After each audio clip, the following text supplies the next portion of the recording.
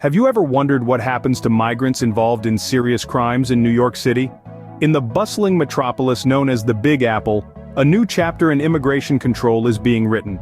ICE Air New York City, a division of the United States Immigration and Customs Enforcement, has begun conducting deportation flights. These flights are not for your everyday traveler, but specifically target migrants suspected of having committed serious crimes. Imagine, if you will, the gravity of these offenses. We're talking about individuals who have allegedly attacked pilots and immigration officers, the very people tasked with maintaining order and security in the immigration process. It's a disturbing thought, isn't it? The city's response to such incidences has been prompt and decisive, with a push to ensure the removal of these dangerous individuals from the streets. This operation is not just about maintaining law and order, but also about preserving the safety and well-being of the city's residents. It's about making sure that the streets of New York City remain a place where people can walk without fear, where families can thrive, and where dreams can be pursued.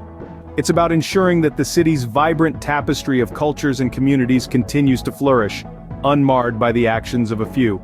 But let's not forget the human aspect of this process.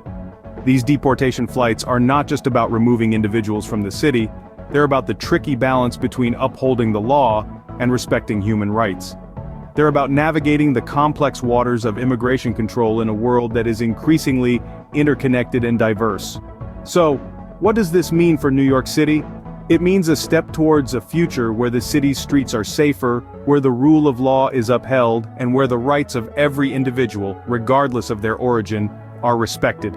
With the initiation of these flights, a new era of immigration control began in the city. What happens when a city known for its sanctuary status changes its stance? It's a question we find ourselves asking as Mayor Adams expresses a shift in his opinion on sanctuary laws. He's been advocating for more cooperation between federal immigration officials and local police to deport migrants suspected of serious crimes. Adams argues that the city's safety is at stake when communication is restricted with ICE, especially in cases involving individuals charged, but not yet convicted of crimes.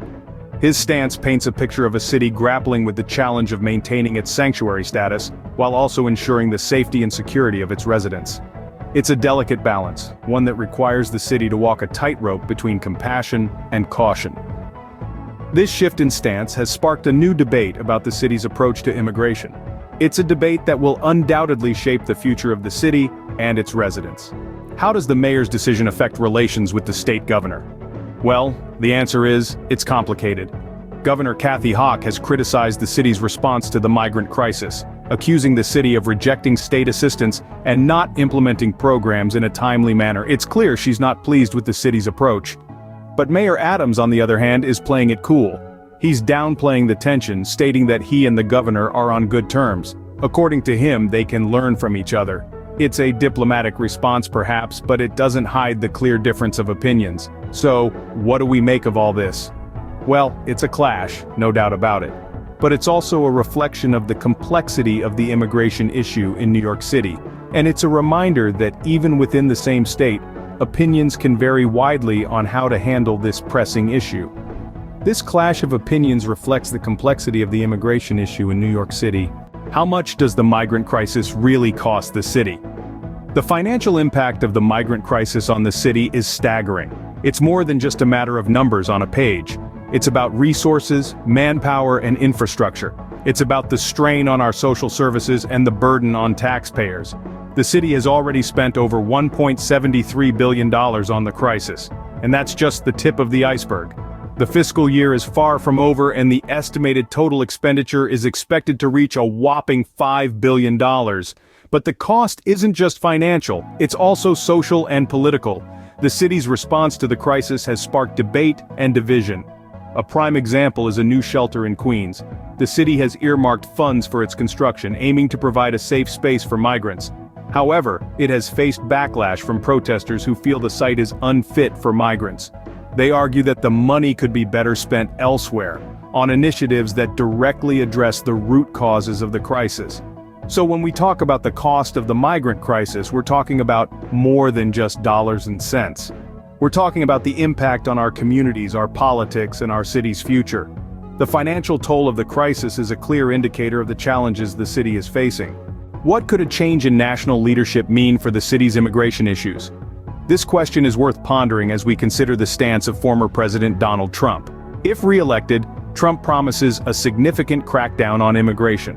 One of his proposed strategies is the reinstatement of the controversial Remain in Mexico program. This policy, officially known as the Migrant Protection Protocols, requires asylum seekers to stay in Mexico as their legal proceedings unfold in the United States. This could potentially impact a significant number of migrants, particularly those seeking refuge from Central America. Trump's plans don't stop there. He also intends to detain all migrants caught crossing the border illegally. This hardline approach is expected to deter illegal border crossings, but critics argue it could lead to overcrowded detention facilities and potential human rights violations. The former president also plans to close gaps in the border wall, a structure he championed during his previous term. This move, he believes, will further secure the United States' southern border. Lastly, Trump proposes imposing travel bans on countries considered to be security threats. This measure, often referred to as Trump's travel ban, was a contentious aspect of his first presidency, and its potential reinstatement is already sparking debate. The future of immigration in New York City remains uncertain, with potential changes in national leadership and evolving local policies. As we delve into these issues, it's clear that the city's immigration landscape could be on the brink of substantial transformation. To sum up, ICE Air is conducting deportation flights to remove dangerous individuals. Mayor Adams supports more cooperation between federal and local authorities in immigration matters, clashing with Governor Hawke's criticism of the city's migrant crisis response. The fiscal burden is hefty, with billions already spent and billions more anticipated. Meanwhile, Trump promises stricter immigration controls if re-elected. The state of immigration in New York City is a complex and evolving issue with implications that reach far beyond the city's borders.